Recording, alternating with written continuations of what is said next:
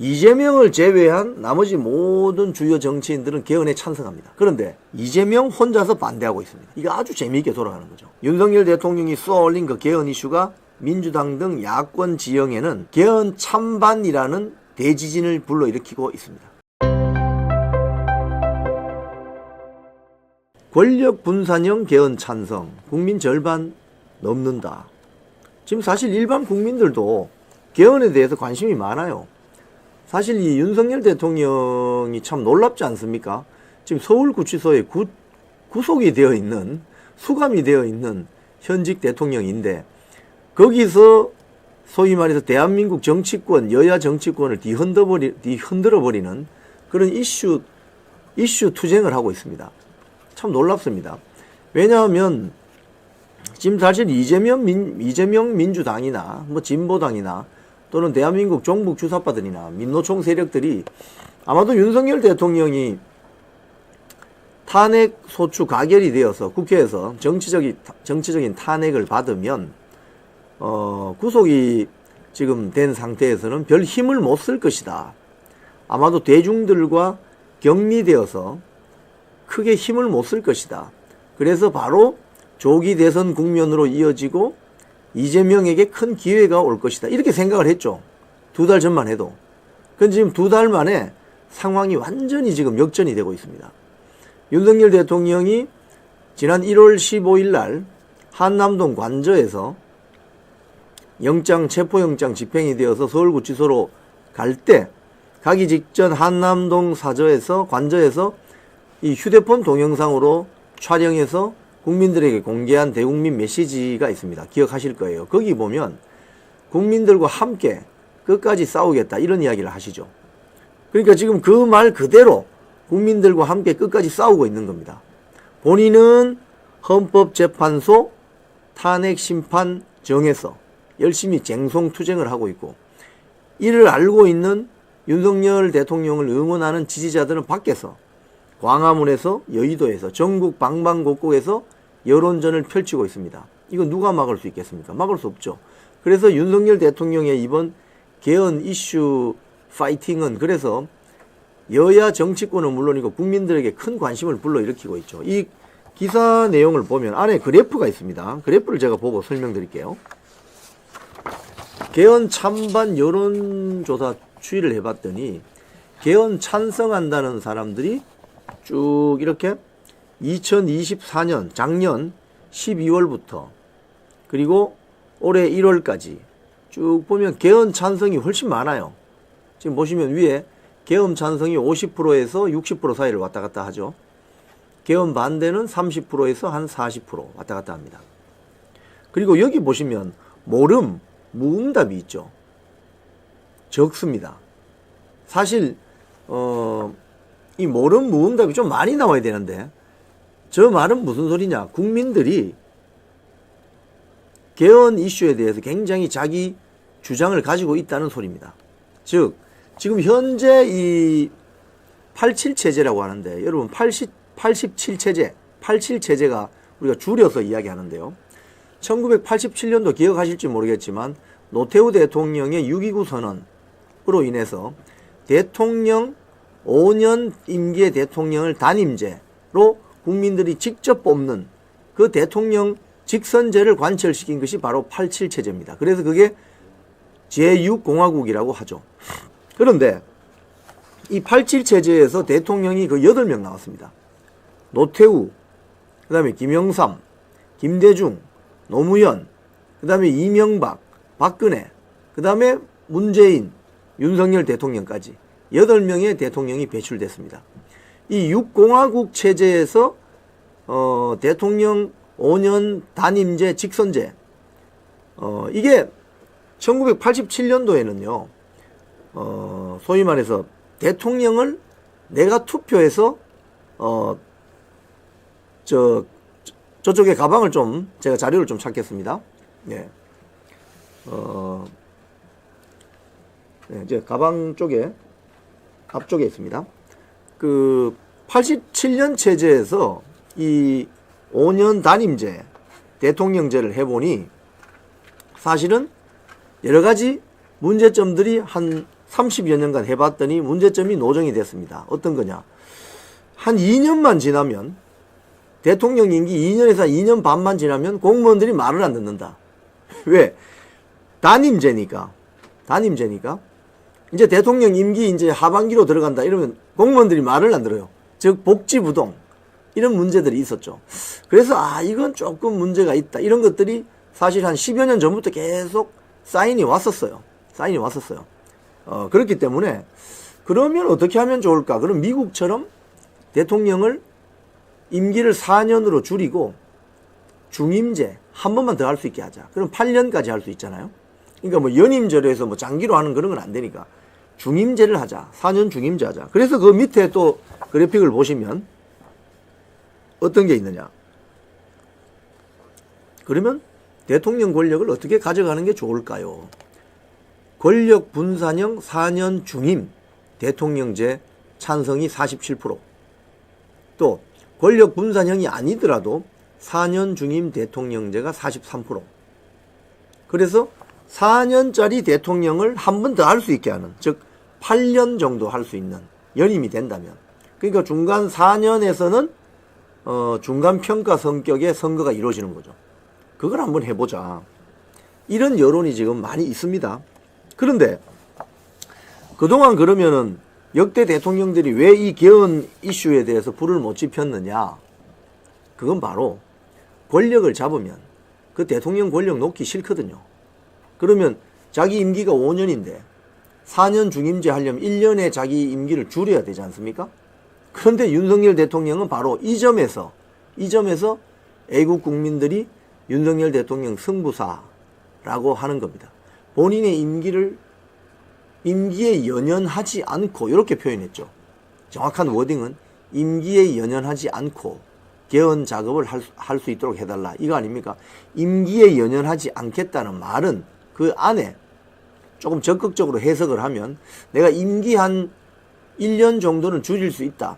그래서 내년에 지방선거가 있잖아요. 2026년 지방선거하고 대선을 같이 할 수 있다. 이런 식으로 이제 언론에서는 해설을 합니다. 그러면 윤석열 대통령이 본인의 임기를 한 11개월 정도 줄이더라도 내년에 지방선거하고 대선하고 같이 할 수 있도록 하는 그 개헌을 하려고 하는 모양이다. 즉 4년 중임제 하려는 모양이다. 이 개헌 이슈를 쏘아올린 거죠. 그래서 중앙일보 어제도 보면 뭐 그런 이야기를 합니다. 임기 단축 꺼낸 윤석열 대통령, 연내 개헌 뒤 하얗듯 노태우 땐 넉 달 걸려. 이 제목은 사실 중앙일보가 좀 성급하게 그 헤드라인을 잡은 것 같고요.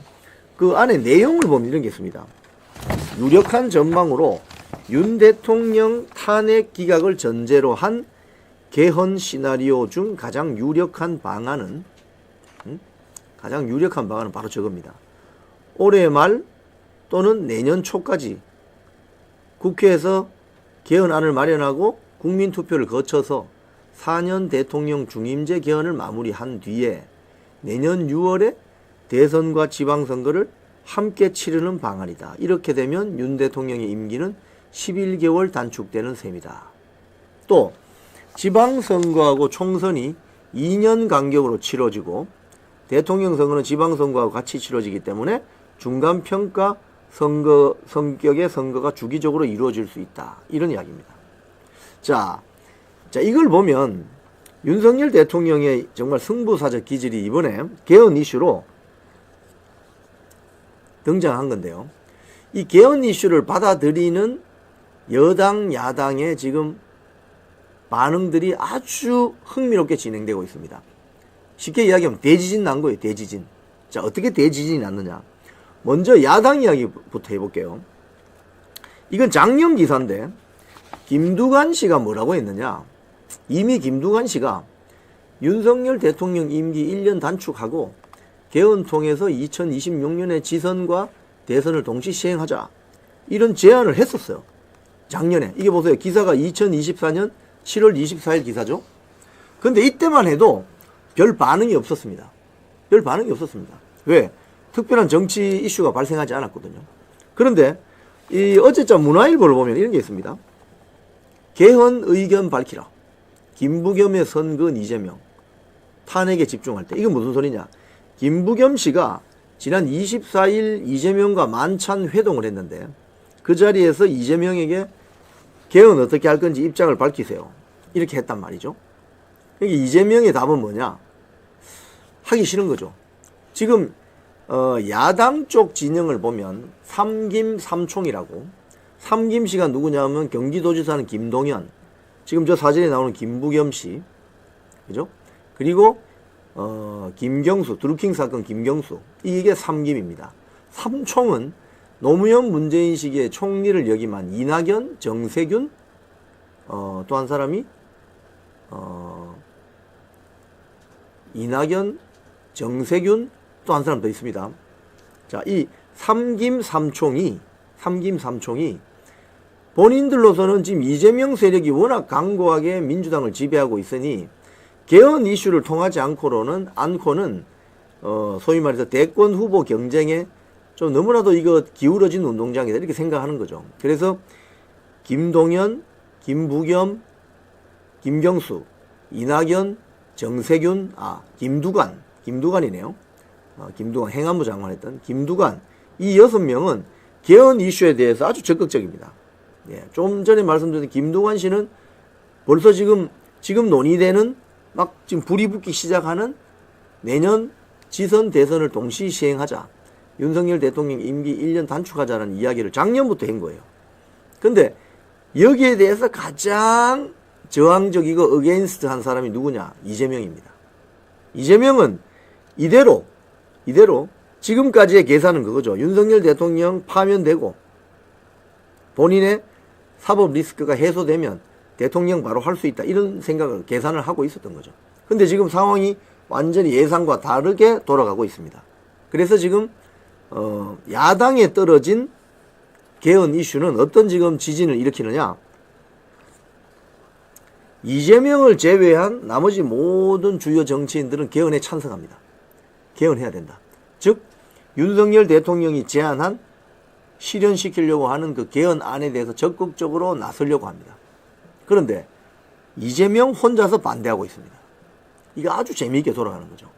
그래서 윤석열 대통령이 쏘아올린 그 개헌 이슈가 민주당 등 야권 지형에는 개헌 찬반이라는 대지진을 불러일으키고 있습니다. 자, 그럼 여기에 대해서 심지어 우원식 의장도 그런 이야기를 해요. 지금 우원식 의장도 뭐 본인이 요즘 여론조사하면 결과 잘 나오잖아요. 그러니까 한번 대통령 꿈이 있는지 개헌에 힘 보태겠다 이렇게 나옵니다. 여야 원로들까지. 이 말은 윤석열 대통령의 개헌 이슈에 대해서 지금 민주당, 즉 그동안 윤석열 정권을 반대해온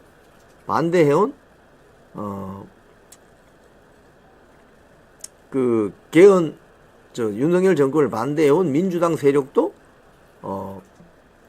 이 개헌 이슈에 대해서만큼은 어떤 논의를 해볼 수 있다, 이렇게 지금 토론의 장을 열자고 하는 거죠.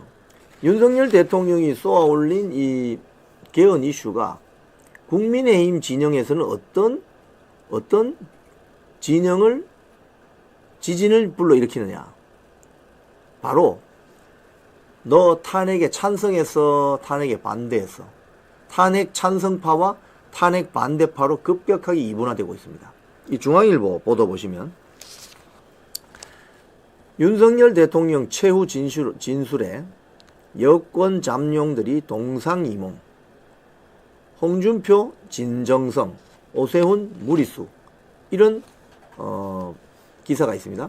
이 기사를 보면 결국 여기 보면 탄핵 찬성을 했던, 쭉 보면 나옵니다. 여기 보면은 탄핵 찬성을 했던 오세훈 서울시장, 안철수 의원, 뭐 이렇게 쭉 나옵니다. 한동훈 등등. 즉 안철수 의원은 뭐 이 윤석열 대통령의 최종 진술을 듣고 뭐라고 했느냐? 임기 단축 개헌을 하겠다는 선언이 돋보이지만 통합과 화해의 메시지가 없었다. 유승민도 어떤 결정이 나오더라도 승복해야 된다. 이 탄핵 찬성파들이잖아요. 그 다음에 오세훈은